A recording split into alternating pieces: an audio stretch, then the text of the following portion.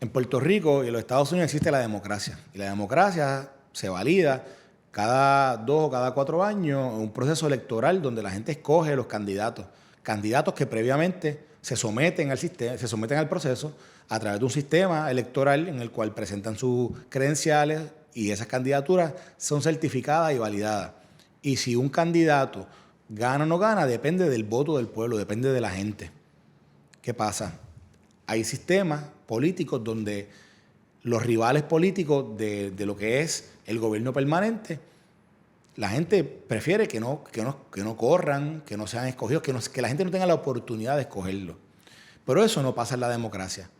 Sin embargo, en los Estados Unidos hemos estado viendo la utilización del aparato gubernamental para tratar de descalificar un candidato. En este caso, el candidato es Donald Trump. Y usted puede tener la opinión que usted quiera de Donald Trump, usted le puede gustar Donald Trump, puede ser que no le guste Donald Trump, pero lo que está ocurriendo a nivel de la candidatura de Donald Trump con un sistema, un aparato gubernamental para perseguirlo y tratar de invalidarlo y descalificarlo, no es correcto y no se debería permitir. Y para hablarle un poco en Arroyo Habichuela, los ejemplos claros de cómo es que lo están persiguiendo, vamos a utilizar varios casos. Pues el primero es el caso de Georgia. En Georgia se le está acusando a Donald Trump para haber conspirado con su equipo de trabajo para tratar de evitar que el resultado de la elección del 2020 fuese el que Joe Biden ganase. Y allí ese caso gira en torno a esta llamada. And cut them in half again. It's more votes than we need. It's the now infamous call between Donald Trump and Georgia Secretary of State Brad Raffensperger after the 2020 election. All I want to do is this. I just want to find 11,780 votes, which is one more than we have, because we won the state. The call created so much alarm that a top aide texted a plea for help as it was ongoing, writing to Trump's chief of staff, "Need to end this call." Then Deputy Secretary of State Jordan Fuchs wrote, "I don't think this will be productive much longer," to which Mark Meadows simply replied, "Okay." Fuchs wrote back, "Let's save the relationship." Then, "Thank you. Wow." The messages, which Meadows turned over to the House Select Committee investigating January 6th and were included in a recent court filing, reveal more of the chaos created by a call where Trump insisted he won Georgia, a state.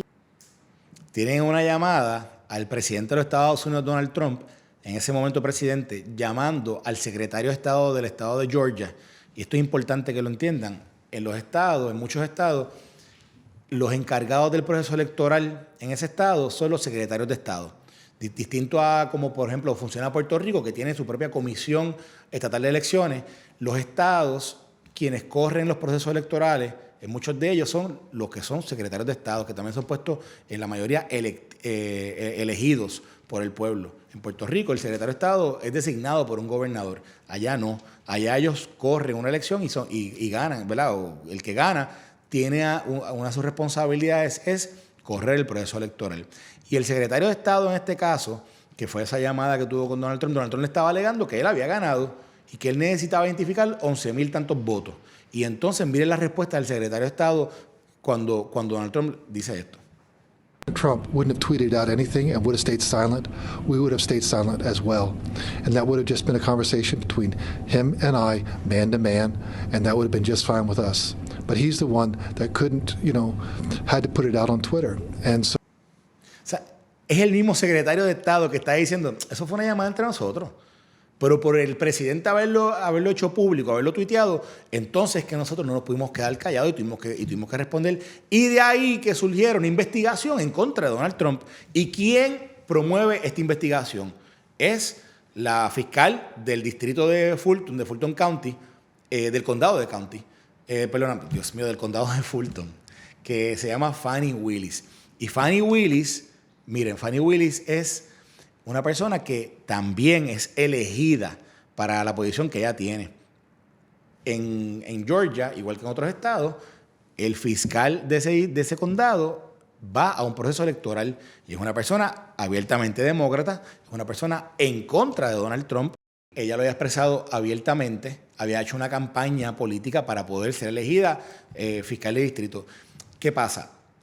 En el proceso investigativo, ya luego de haber radicado los cargos que le radicó el estado de Georgia a Donald Trump, se dan cuenta que Fani Willis y Nathan Wade, que es el fiscal especial que fue designado para investigar el caso de Donald Trump, tenían una relación.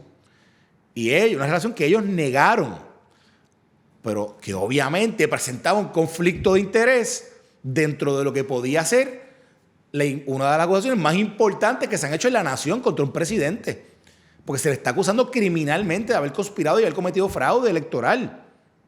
Y entonces se hace todo un proceso para investigar si en efecto ellos dos, tanto Fani Willis como Nathan Wade, tenían una relación. Y miren, y esto es lo que ha ido pasando. La defensa de uno de los coacusados en Georgia asegura que Willis se benefició económicamente de una relación romántica con Wade, a quien contrató para participar en el caso contra el expresidente y otras 18 personas.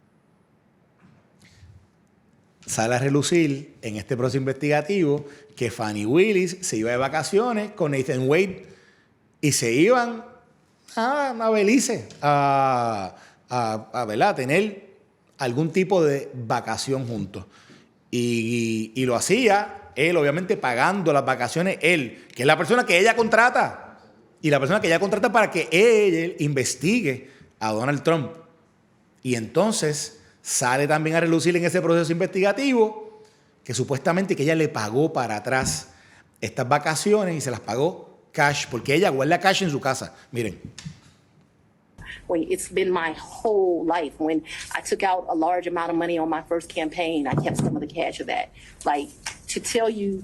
Ella dice ahí que se quedó con algún dinero de la campaña cuando aspiró a ser la fiscal de ese condado y pero tenía un cash guardadito allí y que con ese cash ella le pagaba a Nathan Wade las vacaciones para atrás. Honestamente, ¿verdad? ¿Quién guarda esas cantidades de cash en su casa? Eso nadie lo sabe. Pero ella lo está testificando allí bajo juramento. Y bajo juramento testificó que supuestamente que la relación que ella tenía con él había comenzado posterior a lo de la investigación de Trump.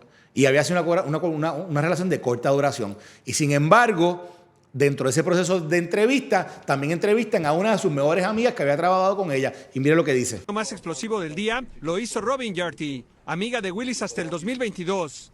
Bajo juramento, la ex empleada de la Fiscalía testificó que la relación amorosa entre Willis y Wade comenzó en 2019. You have no doubt that their romantic relationship was in effect from 2019 until the last time you spoke with her. No doubt. Ahí están viendo cómo el cuento de que supuestamente no había un conflicto de interés entre Fani Willis y Nathan Wade es eso mismo, un cuento. No es real. Sí había un conflicto de interés. Sí está demostrado por declaraciones verbales juradas que presentó tanto Fani Willis como Nathan Wade como otras personas que conocen de esta relación. Y estas son las dos personas que están motivando o, digamos, impulsando esta acusación contra el expresidente Donald Trump. Dos personas que evidentemente cometieron actos de corrupción en su posición, tanto ella como fiscal del condado de County, como él, como fiscal especial, contratado por ella, y que tenían una relación. Y no, eso no se queda ahí. La campaña de Trump, la defensa de Trump, ellos continuaron esa investigación y ellos pusieron un subpoena a la compañía de teléfono del fiscal especial Nathan Wade. Y el subpoena que le pusieron demostró que habían estado llamando, en promedio, se habían enviado durante el tiempo previo a la investigación de Trump, se estaban enviando mensajes de texto, 180 mensajes de texto al día. Y tenían miles de horas en llamadas. Así que obviamente tenían una relación. Eso que están diciendo públicamente ellos, bajo juramento, es falso.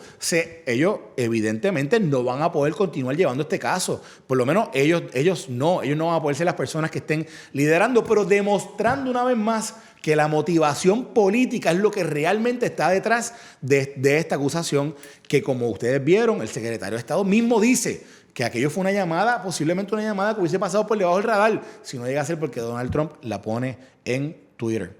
Y entonces ahora vámonos para el estado de Nueva York. En el estado de Nueva York es hasta más burdo todavía la motivación política detrás de la secretaria de Justicia, Letitia James. Letitia James, que es una persona que anteriormente había investigado las alegaciones de acoso sexual del ex gobernador Andrew Cuomo. Ustedes saben que ese reporte que ella presentó llevó a la renuncia de Andrew Cuomo de la gobernación del estado de Nueva York. Pero fíjense qué posición quería Letitia James, la de gobernación. Finalmente, luego de que él renuncia, pero él nunca fue acusado de ninguno de estos delitos. Eso se quedó en aquella investigación. Letitia James continuó, y miren a Letitia James en un mensaje de campaña. The eye of the storm is Donald Trump, ripping families apart, threatening women's most basic rights, and running for Attorney General because I will never be afraid to challenge this illegitimate president when our fundamental rights are at stake. Fíjate cómo Letitia James, cuando todavía el presidente era presidente, cuando Donald Trump estaba todavía en la presidencia, ya desde ahí ella le está llamando presidente ilegítimo, haciendo su campaña y criticando a Donald Trump por unas diferencias de política pública.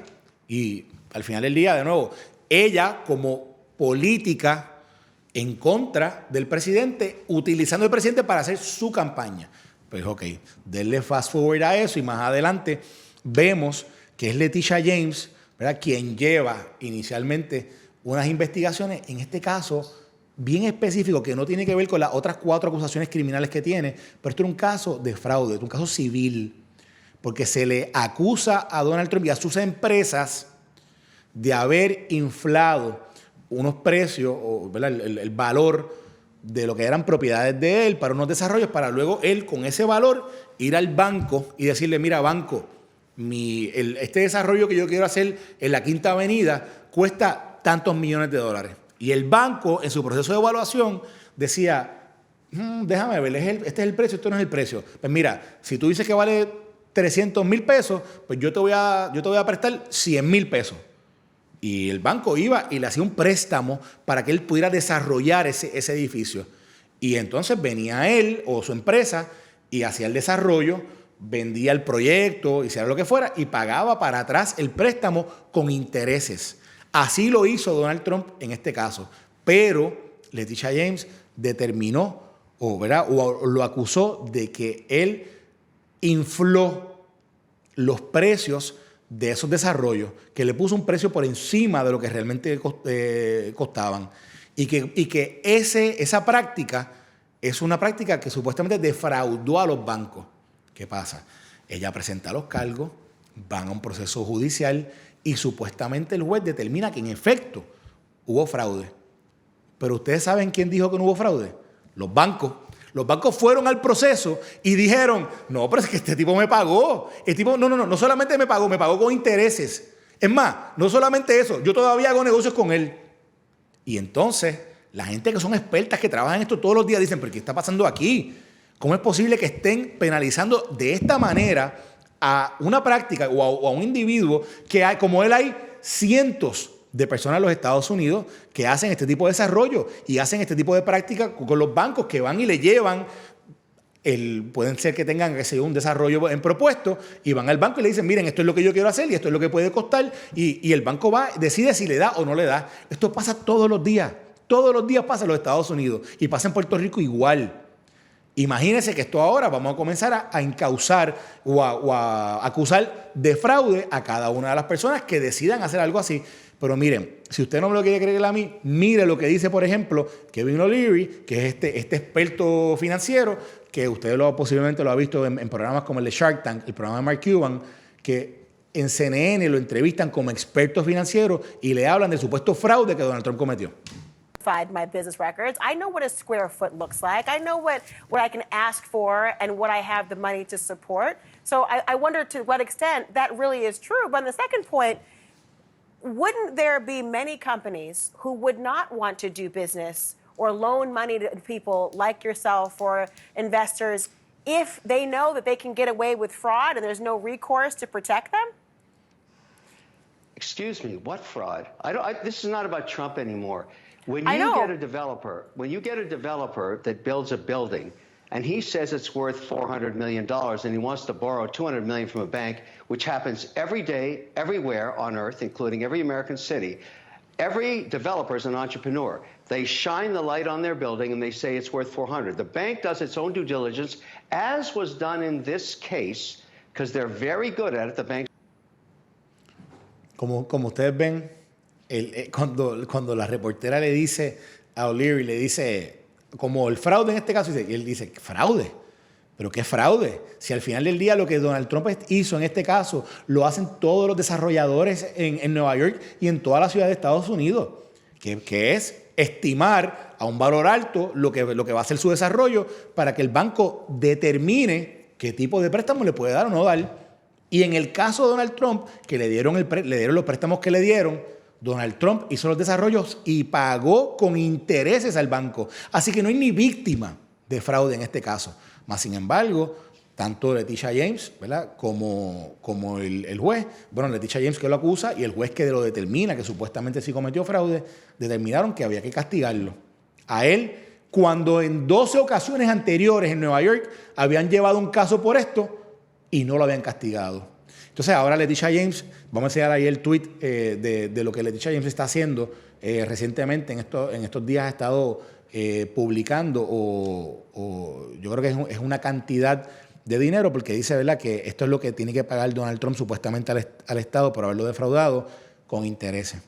Y entonces, luego de discutir con ustedes estos dos casos, para que ustedes lo puedan ver y analizar, para que ustedes se den cuenta de cómo el Estado está siendo utilizado para ir en contra de este candidato por la política.